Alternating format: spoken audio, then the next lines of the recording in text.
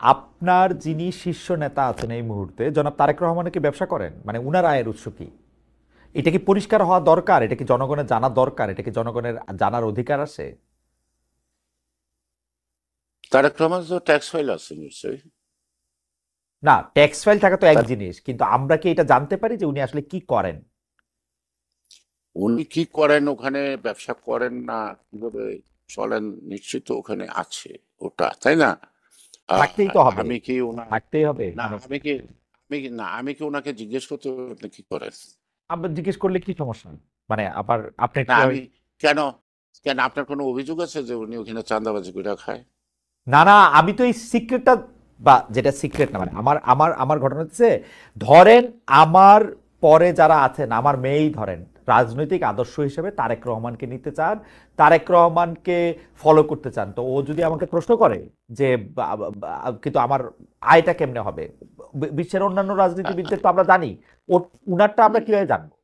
মানে আমি কি বলবো যে তুমি। আমার কথা হলো কি যে তারেক রহমানের ওয়াইফ কি একজন প্রসিদ্ধ প্রখ্যাত ডাক্তার? আমি আমি আমি কিন্তু বিষয়টা, আমি কিন্তু বিতর্কের খাতিরে বলছি না, না, আপনি আমি যুক্তির বিতর্কের খাতিরে খাতিরে আমি বলছেন। বলতেছি না, আমি কিন্তু বলতেছি না যে ওনার ভাত খাওয়ার টাকা নাই, আমি এইটা বলতেছি যে উনি রাজনীতিটার পাশাপাশি আর কিছু করেন কিনা, নাকি রাজনীতিটাই রা- তার জন্য যথেষ্ট, রাজনীতিটা একটা কেরিয়ার, এটা থেকে টাকা আয় হয়। আমি এটা বুঝতে চেষ্টা আমার করছি। কথা হলো, আমি একটা কথা বলি, উনি যতদিন দেশে ছিলেন তিনি ব্যবসা করতেন, তার ব্যবসা কি ব্যবসা ছিল আপনারা জানেন, জি সবাই জানে, জি দেশবাসী জানে। জি জি। এখন লন্ডন গিয়ে উনি কি ব্যবসা করেন, তাই না? রাইট। এটা কেউ জানতেও চায় নাই, উনি উত্তরও দেয় নাই। ওকে। ঠিক আছে না?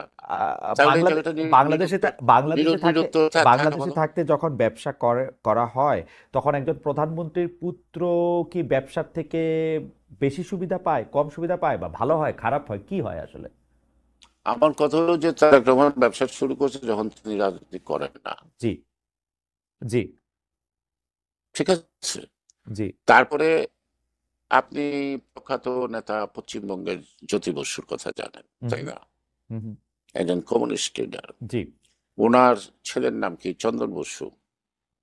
হুম হুম উনি হাজারো কোটি টাকার মালিক। হুম, তো জ্যোতি বসু তো 24 বছর রাজত্ব করে গেছে। হুম।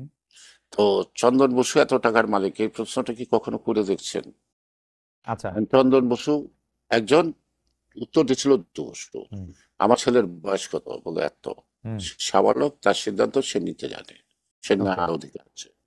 তার ইনকাম সে কি করবো সেটা তার ব্যাপার, আমি তাকে সহযোগিতা করি কিনা সেটা দেখার ব্যাপার। এখন ওকে। প্রধানমন্ত্রীর ছেলে হলে ব্যবসা করতে পারবে না, তাহলে কি সে ভিক্ষা করে খাবে? না, আমি উনি কি করেন সেটাই জানতে চাচ্ছিলাম। আচ্ছা, ঠিক আছে, পরবর্তী প্রসঙ্গে যাই। আহ, আওয়ামী লীগ সরকার ক্ষমতা থেকে চলে যাওয়ার পরও জনাব তারেক রহমান যে দেশে ফিরছেন না, সেইটার ক্ষেত্রে কি আমরা একটা স্পষ্ট পার্থক্য দেখতে পাই বেগম খালেদা জিয়া এবং তারেক রহমানের অবস্থানে? অনেকে বলছেন যে তারেক রহমান ভয় পাচ্ছেন, অনেকে বলছেন যে তারেক রহমান অনেক কিছু আশঙ্কা করছেন। তারেক রহমান দেশে ফিরছেন না, এই ফ্যাক্টটা ধরে যদি আপনি একটু বলেন যে এটা এরকম কেন হইতেছে, মানে উনি আসতেছেন না কেন? উনি আসবেন, যথাসময়ে আসবেন। আর এটার অন্তর্নিহিত ঘটনা জানা যায় না, অনুভব করা যায়। সেই হুম অনুভবের বা রিয়েলাইজেশন থেকে আমি বলতে পারি উনি মানে মানে যখন এই ইলেকশনটা নিশ্চিত হবে হুম। তখন তিনি নিশ্চিত চলে আসবেন তার মাতৃভূমিতে, এ ব্যাপারে কোনো সন্দেহ থাকার কোনো কারণ নাই। কৌশলগত কারণে হয়তো আমরাই চাই না উনি এই মুহূর্তে আসুক, হুম এবং যত ষড়যন্ত্র যদি থাকে, ওই যে আপনি বললেন হুম একটু আগে হুম আনঅফিসিয়ালি যে হুম। কথাগুলি, হ্যাঁ, ষড়যন্ত্রের ডালপালা কোন হুম ধরনের ষড়যন্ত্র, ওই ষড়যন্ত্র সেই ষড়যন্ত্র, কিছু বোঝা যায়, কিছু বোঝা যায় না, কিছু প্রিডিকশন করা যায়, কিছু প্রিডিকশন করা যায় না। হুম। হ্যাঁ, তা আমরা মনে করি যে ওনার আসার পরে আমাদেরকে নতুন করে যেন আরেকটা দুশ্চিন্তার উদ্বেগ, মানে ওকে। ঘটনা না ঘটে, আপনি এই জন্য ইলেকশন আমরা ইলেকশন চাই। ইলেকশন নিশ্চিত হওয়ার কথা বলতেছিলেন, আপনারা কি এখনো ভাবছেন যে ইলেকশনের অনিশ্চয়তা ঠিক কাটে নাই? দেখেন, আমি যদি বলি তাহলে এটা কেমন দেখায়। আমি পরশুদিন তো হুম প্রধান উপদেষ্টার সাথে প্রথম দেখা করলাম, হুম শুনলাম, হুম আমি কোনো কথা বলিনি, শুনলাম। এটাকে পত্র পত্রিকাও দেখেছি অনেক কথা। তারপরে আপনার নির্বাচন কমিশনেরও দেখলাম। আপনি কি আপনাকে আমি কাছে আমি জানতে চাই যে ডক্টর মোহাম্মদ প্রফেসর ইউনূসের আন্তরিকতা নির্বাচনের ব্যাপারে, হুম।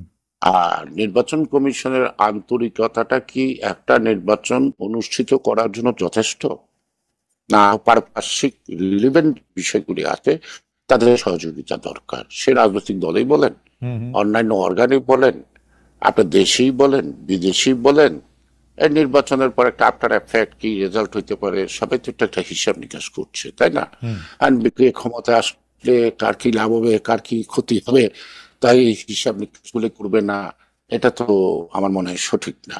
তারা করে, তাই তো? তো সেই কারণে আমি আশঙ্কা বোধ করছি না। আমি শুধু একটি উদাহরণ দিয়ে বলবো, একটা গর্ভবতী মা যতক্ষণ পর্যন্ত তার সন্তান ভূমিষ্ঠ না হয় ততক্ষণ পর্যন্তই তার মধ্যে একটা আশঙ্কা কাজ করে, ওকে, দুশ্চিন্তা কাজ করে। ইন্টারেস্টিং। আমি সেই এটা থেকে আপনি কথাটা একটু আমরা পরে দিয়ে আবার একটু শুনবো। আমি শুধু 2006 আর 2025-এর তুলনায় কুইক কতগুলি বিষয় আপনার সামনে তুলতে পারি, যে 2006-তে বিএনপির যেগুলি সমালোচনা ছিল সেই থেকে 2025-এর বিএনপি আলাদা কিনা, যেহেতু তারা 31 দফার মধ্যে সংস্কার প্রস্তাব করতেছে, তার আগে 31 দফার আগে 19 দফা দিয়ে তারা অনেক রকম কথা বলছে। আমি একদম প্রথম থেকে বলি যে ক্ষমতার অপব্যবহারের কথা বারবার বলা হয়েছে, বিএনপির ক্ষেত্রে ক্ষমতার একাধিক কেন্দ্রের কথা বলা হয়েছে, সেটার ক্ষেত্রে 2006 এবং 2025-এর মধ্যে পার্থক্য আছে কিনা। অর্থাৎ একজন মানুষের কাছে একক ক্ষমতা, আমরা শুনেছি যে, আমরা দেখেছি যে বেগম খালেদা জিয়ার নির্দেশ ছাড়া কোনো কিছু সে সময় হইতো না বইলা বারবার অনেকে অনেক কিছু বলেছেন। তারপরে আবার ক্ষমতার কেন্দ্র জনাব তারেক রহমানের নিয়ে অনেক কথা বলছি, সেইটার ক্ষেত্রে কি কোনো 2006 থেকে 2025-এ পরিবর্তন হয়েছে কিনা? এগুলো তো ধরেন অনুমান ভিত্তিক, হ্যাঁ, সেগুলোকে প্রমাণ করা খুব কষ্ট। হাসিনার কথা ছাড়া কিছু চলতো না আমি বলতে পারি, বাট পার্লামেন্টারি সিস্টেম এবং গভর্নমেন্টে প্রাইম মিনিস্টার কি is all in all to take the decision? The parliamentary system তো একটা collective decision নাকি? Even the parliamentary system of government, opposition also is a part of a government. হ্যাঁ, তো so that parliamentary system of government prime minister dictator হওয়ার তো সুযোগ নাই। কিন্তু পার্লামেন্ট সঠিকভাবে অ্যাক্ট না করেন সেক্ষেত্রে সেটা তো পার্লামেন্টের ওকে, আমি আমি আমি সদস্য। প্রশ্নটা আরেকটু ইয়ে করি, পার্লামেন্ট সঠিকভাবে অ্যাক্ট করেছে কিনা 2001 থেকে 2006? পার্লামেন্টের সদস্যরা অ্যাক্ট করছে কিনা, আমি তো পার্লামেন্টের সদস্য কখনো হই নাই, আমি যাই নাই, দূর থেকে দেখছি। হ্যাঁ, ওকে। সেই ক্ষেত্রে আমার মনে হয় যে বিরোধী দলেরও একটা অ্যাক্ট আছে, বিরোধী দলের কিন্তু ভুল ত্রুটি ধরিয়ে দেওয়ার একটা ই থাকে। কিন্তু আপনি খেয়াল করবেন মহিউদ্দিন ভাই, একটু আমি জি জি কথা শেষ করি। জি জি। এ যাবৎকাতে যত পার্লামেন্ট দেখছেন আপনি, কোন পার্লামেন্টে দাঁড়িয়ে কখনো দেশের জনগণ অথবা আইন শৃঙ্খলা পরিস্থিতি অথবা দেশের উন্নয়ন অথবা কোনো দুর্নীতি এইসব ব্যাপারে কি আপনি কি কখনো বিতর্ক দেখছেন? না পার্সোনাল গালাগালি, অ্যাটাক, হ্যাঁ, অর্থাৎ চরিত্র হনন, যেটা জনগণ মানে কি মানে বুঝতে পারে না যে এটা কি পার্লামেন্ট সদস্য, না আমি যে রিক্সা চালাইতেছি আমি কি আমার মতো কিনা সে।